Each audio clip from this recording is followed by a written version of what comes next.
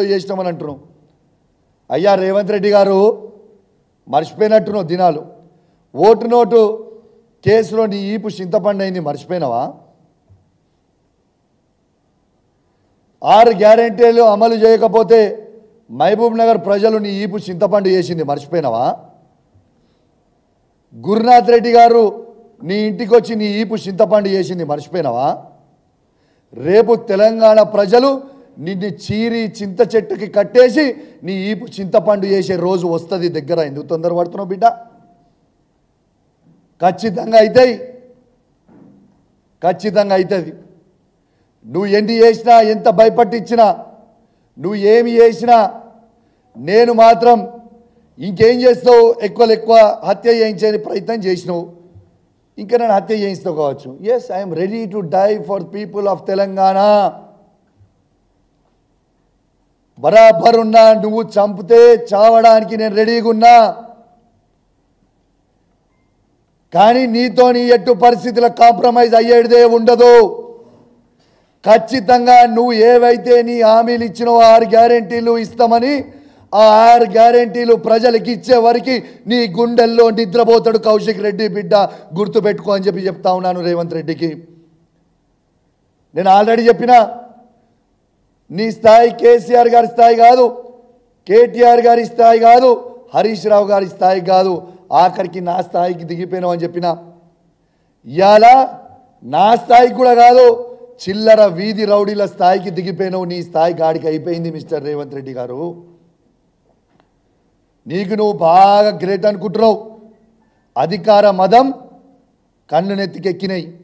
నీ మదాన్ని ఖచ్చితంగా దించుతాం, ఏం ఫికర్ చేయకు బిడ్డ.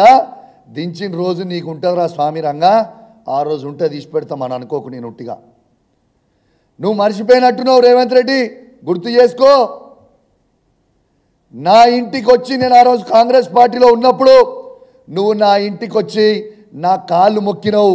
నేను నన్ను పిసిసి ప్రెసిడెంట్ చేయి, దయచేసి సపోర్ట్ చెయ్యి అని చెప్పినావు. ఆ రోజు మర్చిపోయినావా బిడ్డ? ఆ రోజు నువ్వు నా కాళ్ళు మొక్కితే నిన్ను పిసిసి ప్రెసిడెంట్ అన్నాడు, నేను చేసిన. కానీ గుర్తుపెట్టుకో, ఏ విధంగా నేను ఆ రోజు పిసిసి ప్రెసిడెంట్గా చేసినో, ఇవాళ కేసీఆర్ నాయకత్వంలో మళ్ళా నిన్ను సీఎం పదవి దించే వరకు నిద్రపోకుండా పనిచేస్తా బిడ్డ, జాగ్రత్త చూసుకో అని చెప్పి సందర్భంగా నేను హెచ్చరిస్తా ఉన్నాను. ఇవాళ తెలంగాణ ఇంద్రమ్మ ఇళ్లలో చంద్రన్న చెట్లు నాటుతున్నావు. తెలంగాణ ప్రజలు నీ ఈపు చింతపండు చేసే రోజు దగ్గరగా ఉంది బిడ్డ. నువ్వు వెయిట్ అండ్ వాచ్ అని చెప్తా ఉన్నాను. నీ నోటికి వచ్చినట్టు మాట్లాడుతున్నావు. నీ అయ్యా జాగిరా భయ్ తెలంగాణ. నువ్వు భయపట్టిస్తే భయపడికి మన చేతు, భయపడితే భయపడికి ఉన్నా అనుకుంటున్నావు ఏంది? భయపడే ప్రసక్తే లేదు, గుర్తుపెట్టుకో. నీకు ఇంకోటి కూడా చెప్తున్నా, చాలామందితోని ఆయన చిల్లర గుండాగాలతోని నాకు ఫోన్ చేపిస్తూ ఉన్నాడు. నిన్ను ఖచ్చితంగా హత్య చేస్తాం, నిన్ను చేసి తీర్తాం అని ఫోన్ కాళ్ళు నాకు ఎవ్రీ డే వస్తూ ఉన్నాయి. నేను అడిషనల్ ఇంటెలిజెన్స్ శివధర్ రెడ్డి గారికి నేను ఆల్రెడీ పంపించిన ఫోన్ నంబర్లతో సహా. నేను ఈ వేదిక ద్వారా మొత్తం చెప్తున్నా, యావత్ తెలంగాణ ప్రజలందరికీ కూడా చెప్తున్నా, మీకోసం నేను చావడానికైనా సిద్ధంగా ఉన్నా. కానీ ఏనాడైనా నన్ను హత్య జరిగితే ఖచ్చితంగా దీనికి రేవంత్ రెడ్డి గారే బాధ్యత అని చెప్పి ఈ సందర్భంగా తెలియజేస్తా ఉన్నాను.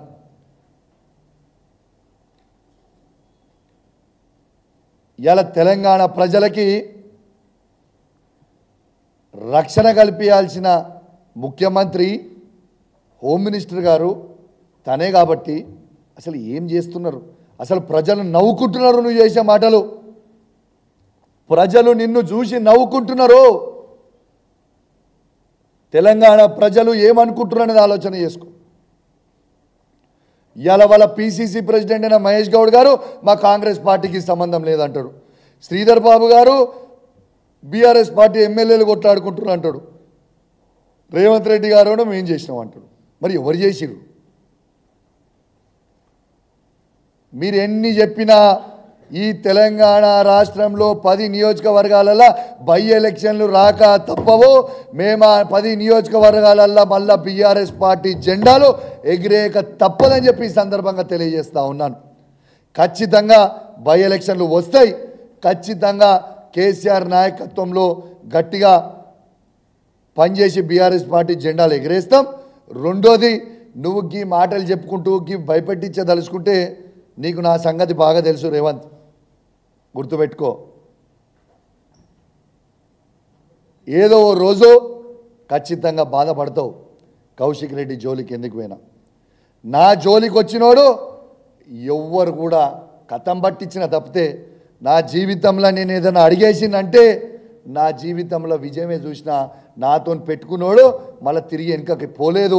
ఖచ్చితంగా నీకు కూడా అదే అవుతుంది, రాసి పెట్టుకో రేవంత్ అని చెప్పి సందర్భంగా తెలియజేస్తూ, ఇవాళ నువ్వు మాట్లాడిన మాటలు మరొక్కసారి తెలంగాణ ప్రజలందరినీ కూడా ఏ విధంగా ఈ తెలంగాణని శాంతి భద్రతలని నాశనం చేస్తుండో రేవంత్ రెడ్డి అనేది యావత్ తెలంగాణ ప్రజలందరూ కూడా గమనించాలని కోరుకుంటూ సెలవు తీసుకుంటా ఉన్నాను. జై తెలంగాణ, జై కేసీఆర్. Thank you.